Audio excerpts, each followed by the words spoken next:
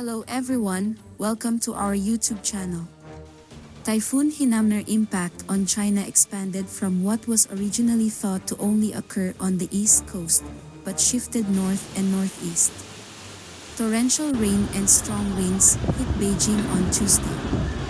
Chinese authorities had previously expected Hinnamnor to hit the east coast, which includes Zhejiang Province, Jiangsu Province, Shanghai City and the Taiwan Strait.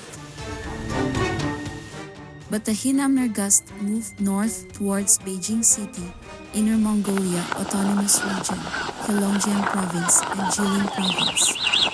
Several trees were reported to have fallen due to strong winds accompanying heavy rains at around 2000 hours local time.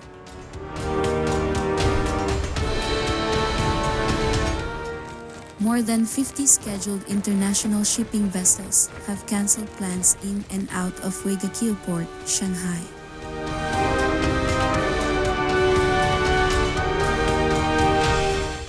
Meanwhile, thousands of South Koreans have evacuated as Typhoon Hinnamnor made landfall in the country's south, authorities said on Tuesday, with heavy rain and strong winds expected to continue throughout the day.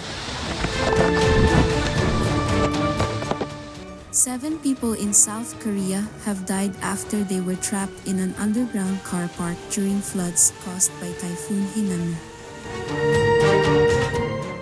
Several other cities across the south, including Busan and Ulsan, are also dealing with wreckage caused by the storm, which ripped up roads, smashed building windows and flattened trees.